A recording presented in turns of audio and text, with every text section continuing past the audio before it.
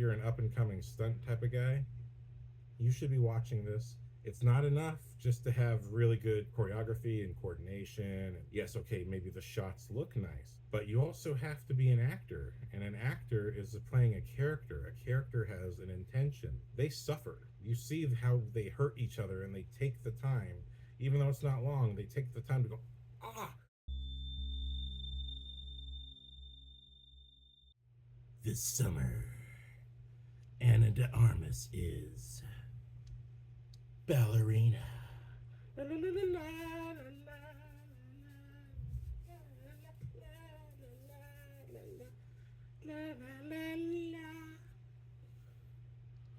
Was it good, or was there just a bunch of dancing? It was good.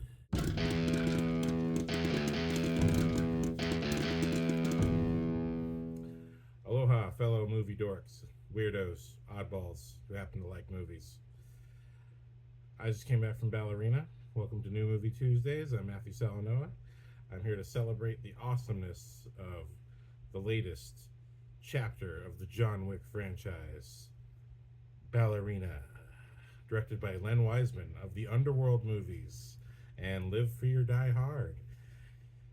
The Gifted, Season 1, Episode 2, which is a pretty good show. And, I cannot believe it, the Korashi music video for Stick 'Em Up, which is pretty kick-ass. So, this movie, it is non-stop action. It is right from the start, non-stop action. Starts, doesn't stop, till the movie ends. Anna de Armas kicks ass. John Wick shows up, and let me tell you, I was worried when I saw that trailer. I was like, don't put him in here for just one scene. Don't you dare. And they didn't. There is some straight up good John Wick action. All right? John Wick is here. He's not in the whole movie, but it's more than just a tiny baby cameo. He actually has, I won't say what, just a good amount of scenes. That's all I'll say. Not a lot, but a good amount. Damn, it's good. It's a good.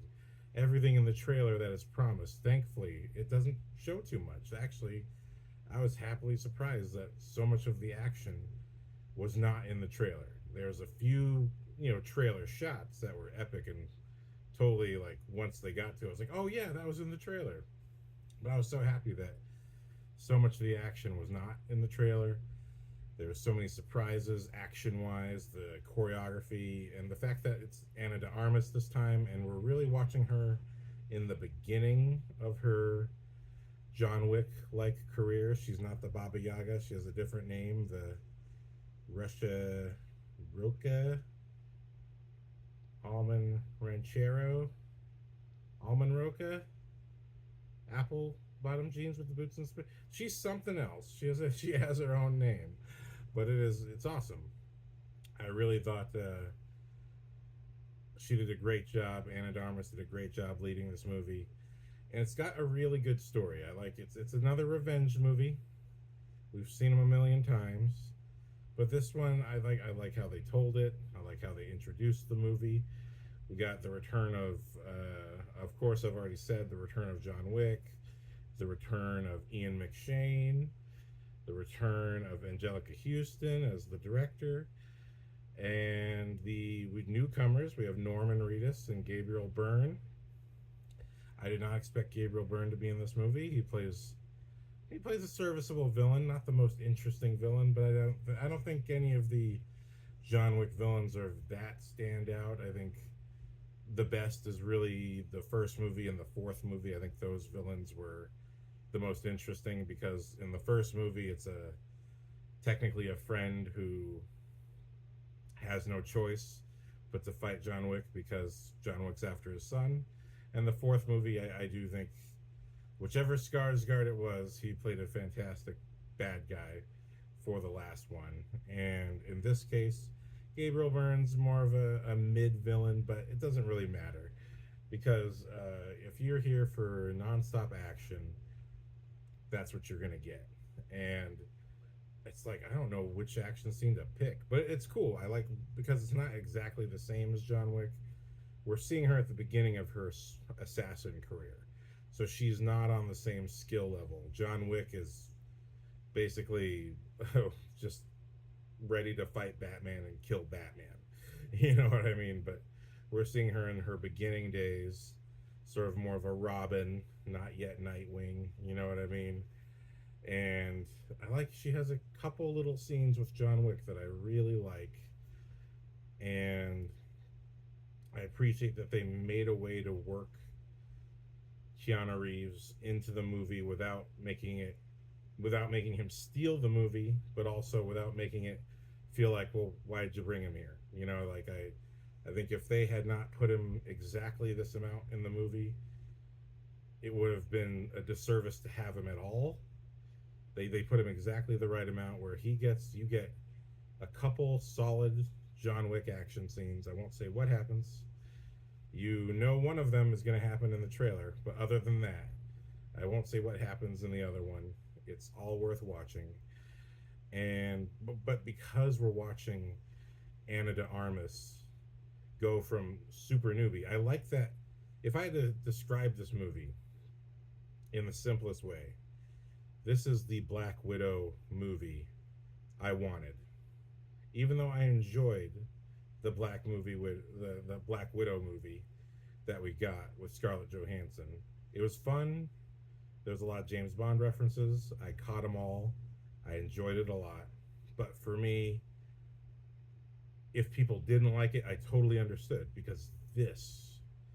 And I remember in John Wick 3, we get the scene that's in this movie. We don't see John Wick in it.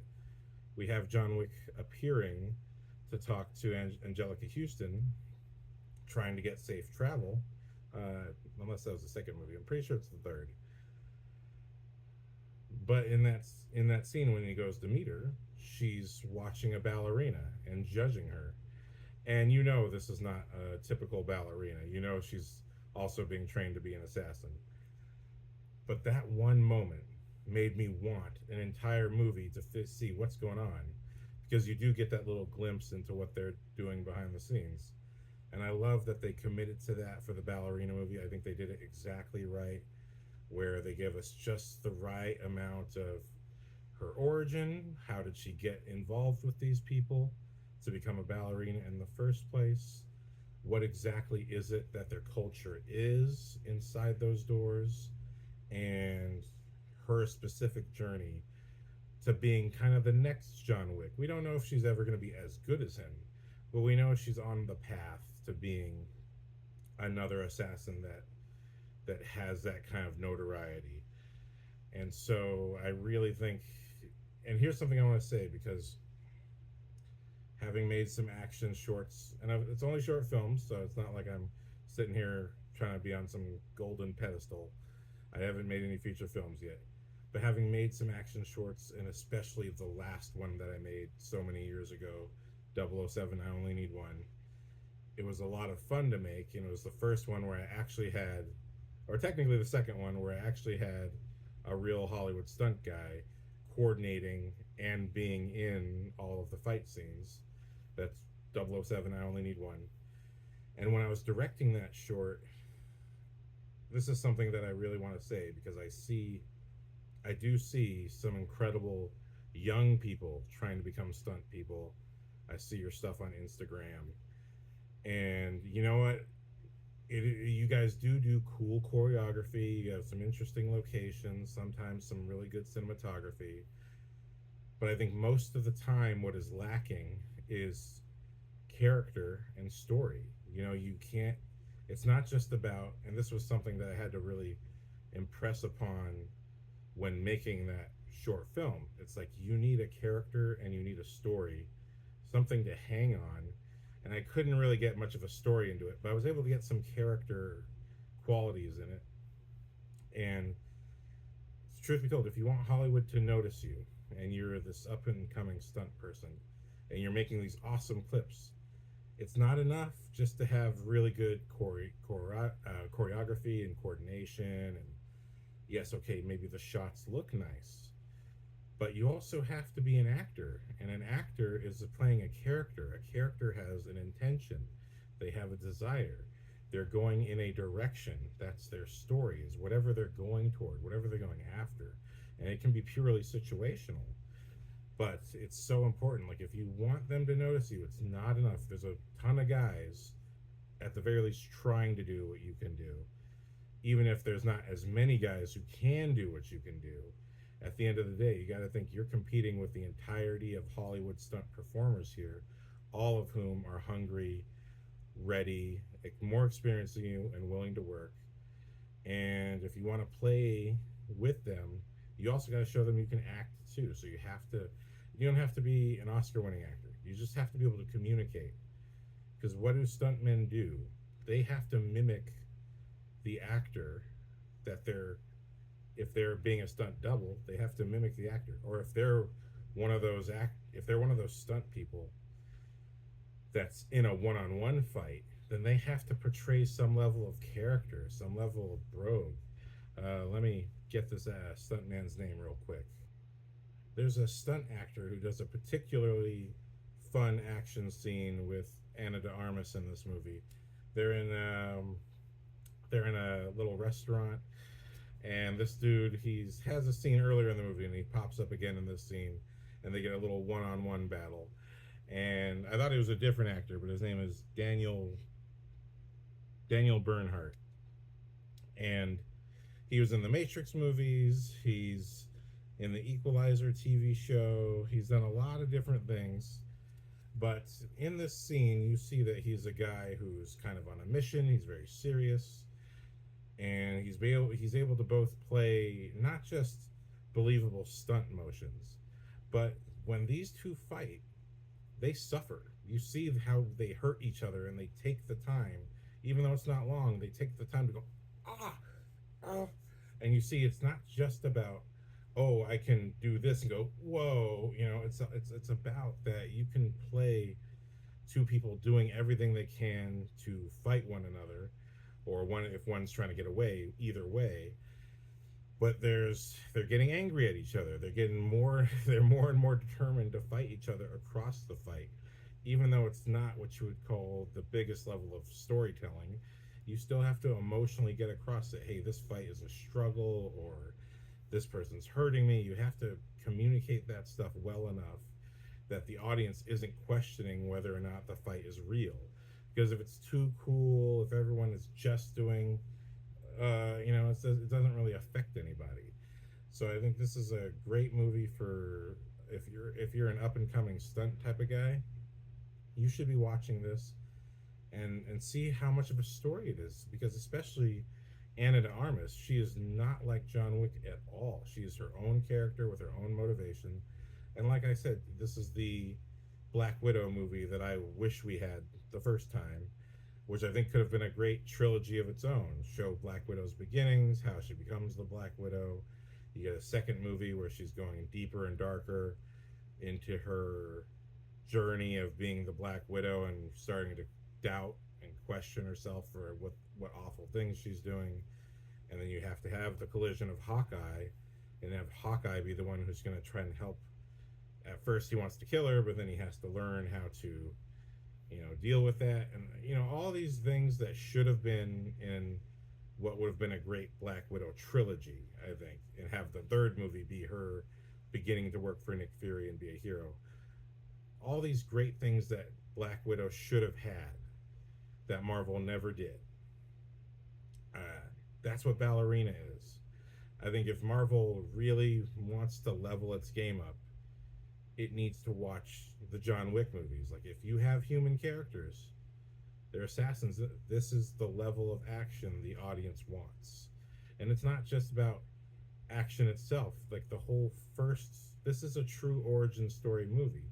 You see her as a little kid with her father, the things that happen that get her involved with John Wick's people, and then she begins her training as a ballerina.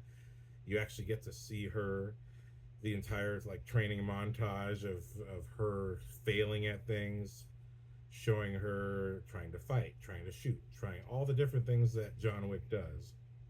You see her get trained in it, and it feels kind of legitimate. Actually, it feels like, some of this feels like legitimate, maybe special forces type of training. and other stuff is for this movie. I don't think they teach special forces how to be ballerinas, but I have heard that football players do take some level of ballerina or acrobatic training because they need to be light on their feet. So anyway, it's something I heard. I don't know if it's true. But all that being said, you see her journey, you see her suck at it. And what I really like about the movie is that it really is to a beginning to where she is at the end of the movie. You actually see this great growth that at the end of the movie, she's not necessarily John Wick good, but you could see the potential that's there. Like you see her go from the worst fighter to essentially the near best fighter, because there's no way she could beat John Wick. You know what I mean? That's just not going to happen. But how she bests people, how she gets to the ending, it's awesome. And every single action scene, I do think the first few action scenes seemed a little bit too easy. It felt like she got off easy, but after those, literally after the first two action scenes, then it feels like legitimate John Wick brutality. And again, she's growing as a fighter across the movie. It's interesting to watch that. I think that's the most fun aspect of the movie. There's also elements where I'm like, this is a Punisher movie. Not only is this, it's part. I think the first 2/3 of the movie are perfect Black Widow movie that I wanted, and the last third is a perfect Punisher movie. This is like the elements that Marvel is missing. It's you don't even have to try as hard as you're trying, but at the same time, you do have to try hard enough to capture something very specific. If you're telling a story of assassins, it must be a story of assassins. And I think that's what Ballerina totally nails. It's just a blast watching the whole journey. It's not like the most original movie. It's not like it's got super big twists and turns, but I think in the pantheon of John Wick movies, it is a total John Wick movie, and it still like I said, it has a good amount of John Wick in it. Not too much, not too little, just the right amount to give it its name and to give weight to why he should even show up at all. I think he was in there just the right amount. If he was in there too much, it's basically a John Wick movie. He's in there just the right amount. And I really hope they make a sequel, because again, this is the Black Widow that I wanted. So I would love a second one, or if they want to expand to other characters, I'm excited. I would really like Nobody to be attached like directly to this. I think Nobody's so much fun. I'm looking forward to Nobody 2. I think it's going to be a blast. I would really love to see Nobody be a direct, cousin or sibling to this series. But it's fine that it's not. If they want to tell their own story, that's cool. But man, is that a Bob Odenkirk is a fantastic actor, and seeing him be an action guy was surprising and a lot of fun. But that being said, Ballerina was a blast from beginning to end. I'm not going to do spoilers. There's nothing to spoil. You've seen this type of movie before, but that's no reason to skip it. Like the action itself, I think is really fresh.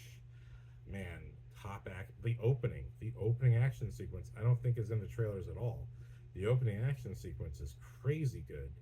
It's on the level of John Wick, and it's a great intro for this movie.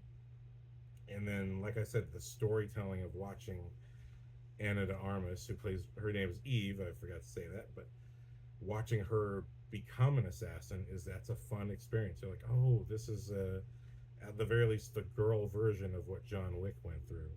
And then there's a particular scene I really like that's her last test, and I won't say what happens or who she goes up against, but the scene that occurs is so foreboding, and it totally makes me feel like there's at least 2 more movies of potential material here for what that scene suggests. It doesn't spoil the ending of this movie. It doesn't have much to do with the ending of this movie, but I think it's fine. I think the best part about it is that it speaks to John Wick's journey, in some aspects. And like I said, when we see Keanu Reeves, the he is in many ways the Baba Yaga is like the cautionary tale for her character, and it's like, what is she going to be walking toward is the question of the movie, and it's not necessarily answered by the end, which I like. I think, she gets her needs met by the end of the movie, but I think there's enough room, like the other John Wick movies, there's enough room left at the end of this movie to go, oh, this can continue. And I hope they don't carbon copy the John Wick movies, because I do think her character is, she's just got her own angle that I really like.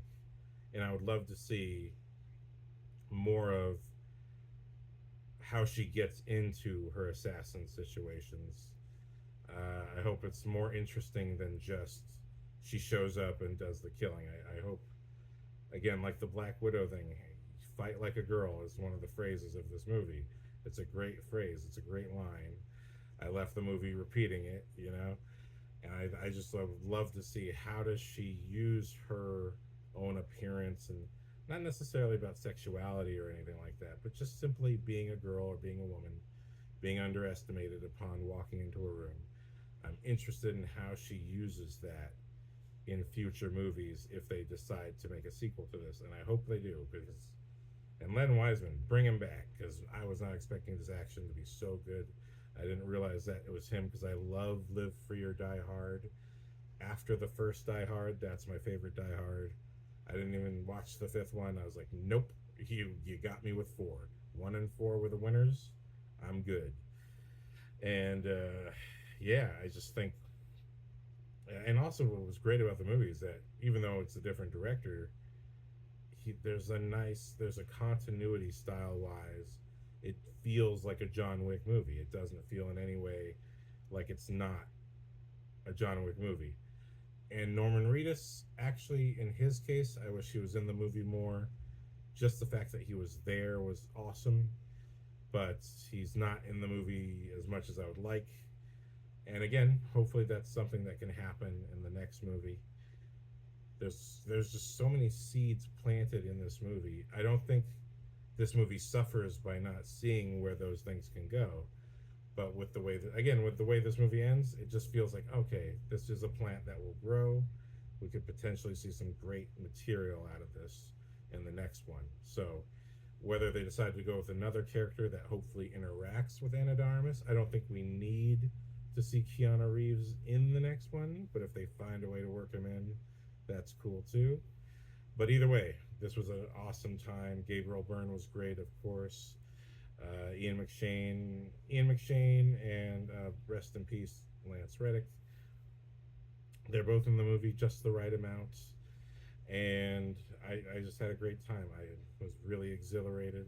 Saw it with my roommates. They had an awesome time, and I can't recommend this enough. No spoilers. Seriously, the action's so crazy good. The opening, again, when I talk about worth the price of admission sequences, opening sequence, John Wick, when the John Wick stuff starts happening, and literally the Ana de Armas's first assassin mission, okay, it's just okay, but after that, every action sequence just gets better and better. Oh, and there's one particular action sequence I can't recommend highly enough. And it kind of feels like a video game, because it's one of those ones where you just keep using the same move over and over again. Let's just call it what it is. It's the grenade sequence. So there's a sequence where Ana de Armas gets a lot of grenades, and she uses them. And pun intended, it's an explosive sequence worth the price of admission. So crazy good. And also, just it really lets you know this, she does fight a completely different way from John Wick. It's one of her interesting caveats that she's like halfway between John Wick and Jason Bourne, because she is smaller, she does have to fight differently, and she just has her own approaches to things. that are kind of set up by the opening action sequence when we see her father and how he fights. So it's cool. You know, I have a podcast called Action Movies Storytelling Through Action. Some of these things are which I'm referring to here in this podcast, which is like, if you want to be a stuntman, remember you still got to be an actor and a storyteller. You're part of the storytelling process. I do think the action movies that we forget about or just aren't that strong, you might have cool choreography, but if nothing's happening for the character in each scene, then it's not moving the story forward. Every action scene has to be about moving the character forward, because that's what gets the audience, whether they believe it or realize it or not, is that, ooh, this action sequence had a consequence. The opening action sequence has a big consequence that sets Anna de Armas on her path, and literally her first 10 minutes of action is her getting good at her training process. And like I said, we're watching her go from the weakest to the strongest, and it's similar to what Prey did. Where we watched Amber Midthunder sort of in the beginnings of being a great fighter, to by the end of the movie she's on top of it. So hats off to Anna de Armas, hats off to the John Wick team. Thank you, Keanu Reeves, for coming back. Len Wiseman, dude, yeah, kick ass, man. I think if you were trying to wipe the floor with Live Free or Die Hard, I think you did. I think minus doing something where someone jumps off of a a Harrier jet and as it explodes and sliding down the trailer of a truck trailer to survive, like in Live Free or Die Hard. Shy of that, everything was pretty incredible. And there's something I want to say as a filmmaker. There's an editing thing that they do in this movie that I have not seen for many, many years, where when a cool stunt happens and they show that one angle, they'll then cut to the other angle and show it one more time, just because it looks so cool. And it happens twice, at least twice in this movie, and it's so worth it. And every the flamethrower sequence has one of those moments, and it's so good. You know, the trailer shots in the movie, and then a shot that's not in the trailer is in the movie, and it's so good. Every fight scene's great. Watching her get better and better and better at being one of these assassins is awesome. So, great job, team. And if you haven't seen Ballerina, you gotta go check it out. Thank you for watching, and I hope I see you dorks next time. Aloha.